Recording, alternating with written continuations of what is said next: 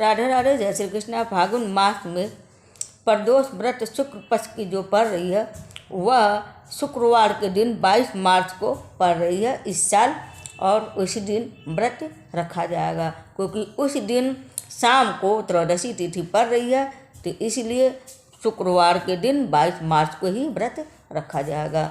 मुहूर्त त्रयोदशी तिथि की प्रारंभ हो रही है 22 मार्च को सुबह 4:44 से, और उसकी समाप्ति हो रही है 23 मार्च को सुबह 7:17 पर। शुक्ल प्रदोष यानी कि 22 मार्च को रखा जाएगा, और इस दिन शाम को प्रदोष काल में पूजा किया जाएगा।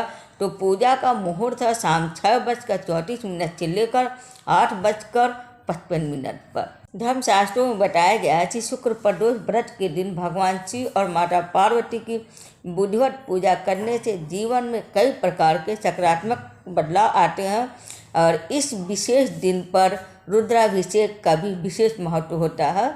मान्यता है कि प्रदोष व्रत के दिन भगवान शिव को जल अर्पित करने से कई प्रकार के रोग दोष और समस्याएं दूर होती हैं और जीवन में सुख समृद्धि का आगमन होता है। साथ ही इस व्रत का पालन करने से आत्मिक व मानसिक शांति प्राप्त होती है, और देवाधिदेव भगवान भोलेनाथ अपने भक्तों से बहुत जल्दी प्रसन्न भी हो जाते हैं। तो प्रदोष व्रत के दिन आप लोग सुबह जल्दी उठिए, भगवान भोलेनाथ माता पार्वती जी की प्रतिमा की स्थापना कीजिए, व्रत का संकल्प ले लीजिए भोलेनाथ जी की प्रतिमा के सामने, और पानी हाथ से नीचे गिरा दीजिएगा। संकल्प लेने के बाद हाथ में जो पानी ले रहेंगे, उसके बाद सूर्य को अर्घ्य दे दीजिए और भगवान जी के कथा सुनिए, उनका मंत्र का उच्चारण कीजिए या तो जप कर लीजिए और कथा भी सुन लीजिए। कथा बहुत ज़रूरी है क्योंकि कथा बिना पूजा का पूरा फल नहीं मिलता। और शाम को फिर से आप हो सके तो स्नान कर लीजिए प्रदोष से पहले, और नहीं तो हाथ पर मुंह धुलकर कपड़े चेंज करके आप पूजा कर सकते हैं।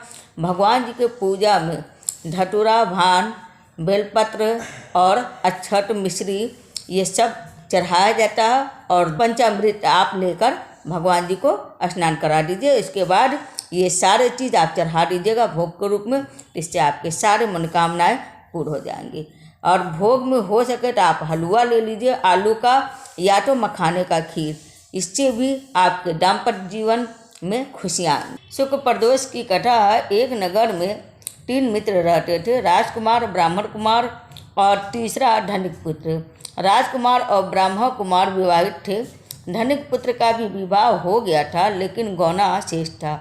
एक दिन तीनों मित्र स्त्रियों की चर्चा कर रहे थे, तो ब्राह्मण कुमार ने स्त्रियों की प्रशंसा करते हुए कहा कि नारीहीन घर भूतों का डेरा होता है।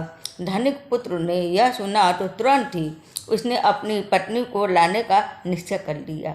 तब धनिक पुत्र के माता पिता ने समझाया कि अभी शुक्र देवता डूबे हुए हैं, ऐसे में बहू बेटियों को उनके घर से विदा करवा लाना शुभ नहीं माना जाता है।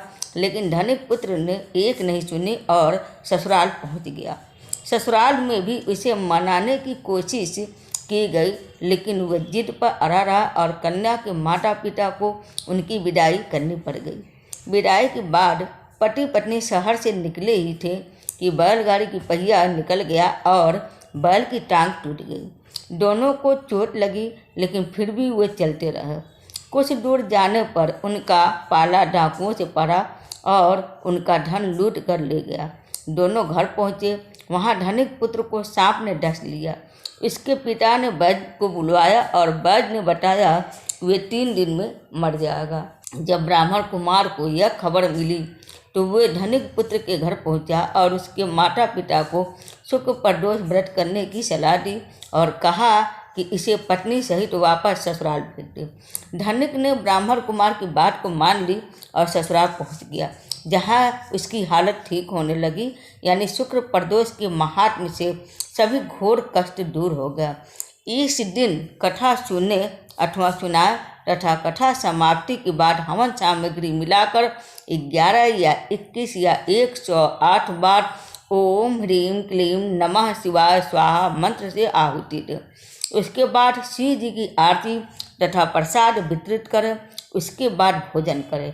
कहा जाता है कि शुक्रवार को प्रदोष व्रत करने से सौभाग्य और दाम्पत्य जीवन में सुख समृद्धि भर देता है। इस तरह से पूजा करने से भगवान जी की कृपा से वैवाहिक जीवन में खुशमी आती है और अगर धन का अभाव तो वह भी दूर हो जाएगा। तो बोलिए नमो नारायण, जय महादेव, जय माँ पार्वती। उम्मीद है आप सबको मेरा वीडियो पसंद आया होगा। हरे कृष्ण, हर हर महादेव।